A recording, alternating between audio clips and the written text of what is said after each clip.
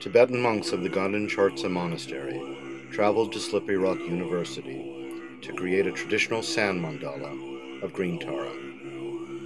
Gaden Monastery, founded by Je Tsongkhapa in 1409, now exists in exile from Tibet in South India. The monks tour to share their threatened sacred culture of Tibet.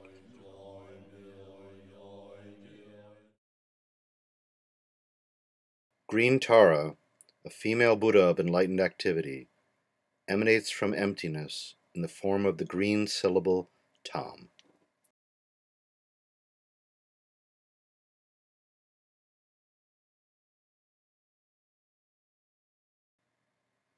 Green in color, in one hand, she holds an upala flower in the mudra of realization.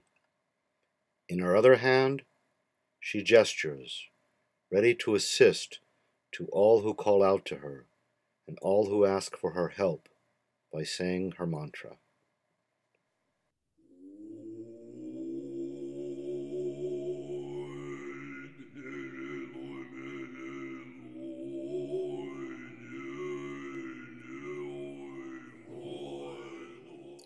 In Tibetan, the mantra of Green Tara is Om Tare, Tu Tare, Ture Soha.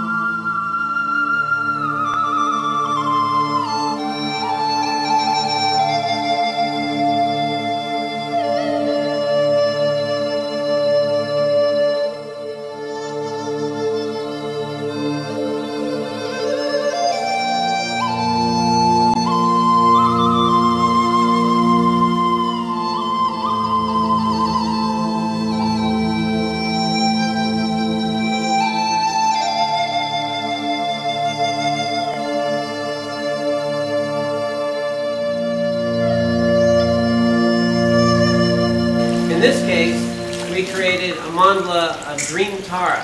So we're trying to capture the essence of Tara.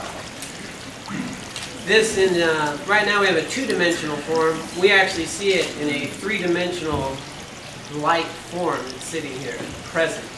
We have it now compressed. It looks like this, flat and two-dimensional. It's created out of sand, grains of sand. Now these grains of sand are actually crushed white rock that has been crushed to get the coarseness that you want. We have different levels of coarseness on the sand. Then it's sieved, cleaned, and then dyed to the colors that we want. So this is all done back in India. It's brought here, and then the monks use these little metal funnels called chalk pearls. These little metal funnels have different sized tips, and by vibrating it, it draws the sand out. So if you want a really fine line, we have a very small hole. If you want a bigger line, we have a bigger hole. So you can control the sand by how quickly you vibrate, the size of the tip, and the coarseness of the sand. So this is an ancient art form that was over 1,000 years old. And these mandalas that are created, for last year we did the Buddha of Compassion. This is Tara. So it's a symbolic representation of their celestial home. If one knows how to read it, it all has inner, outer, and secret meaning. It can actually teach the whole path to enlightenment. Every color has layers of meaning. Every symbol has layers of meaning. But on a very rough outline, we would say that here at the center, atop a lotus, these are lotus petals. Lotuses rise out of muck and mire. They transcend the water, much like the metaphor of us transcending samsaric existence to an enlightened state. The seed syllable here is Tam, which represents Tara.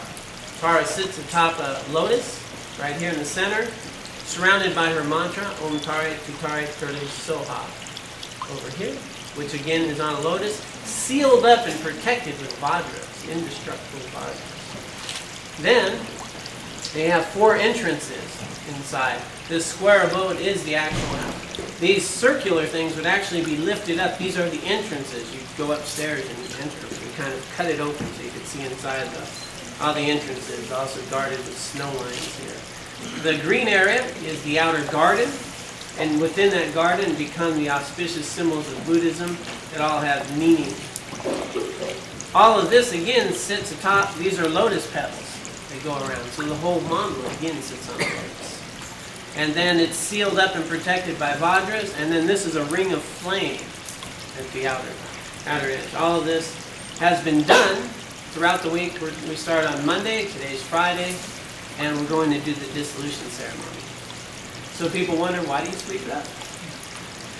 Well, for a couple of reasons. One is, they'll remind you of impermanence. You know, we get very attached to things in our life.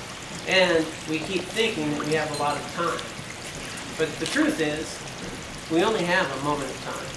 And today is never coming again. Our life today is never coming again. How many days in our life do we just let slip away? When will this day be over? Today is very precious. It's never coming again. It reminds us that with our limited time, maybe we should use that for some virtuous activity, good things in our lives. Compassion, kindness, cultivating the essence of why we're here. The other purpose of it is to fulfill its purpose. So today we're doing a cultural presentation. At a monastery or in Tibet and so forth, we do it in a religious purpose where we are bringing the blessings of Tara and purifying the environment. So what we do is we'll do a prayer. Monks will actually do a prayer envisioning Tara and all the enlightened beings of this mandala to come inhabit this. Create this space for her to come, receive the blessings, purify all the negativities. It becomes consecrated and then ritually dissolved. The Lama will take a bit of sand from each of the parts of the mandala. It goes in a special container. Then he'll take his vajra. He'll go from the 4 directions and from sides. And draw a line in it. It'll be swept up, dissolved. We'll do some more prayers. And then everyone who's here gets a small bag of that sand. We feel that it's very blessed at that point. People can use it to bless their own property, put it around the corners of your own property. And we even use it at time of death. It said that if you place it at the crown at the time of someone's passing, it helps ensure a transition to a new life. So So that's a little bit about the mandala. We're also brought some sand from India, from the big mandalas that we do there. It'll be mixed in, kind of like to have an octane boost of the big mandala. So that was on there. The rest of it, we're going down to the creek. Did I say that right, Andrew? The creek? I kept calling it a river, but I'm assured it's Slippery Rock Creek. So, and then we'll pour it into the waters, and then again see the blessings continue to go throughout the environment.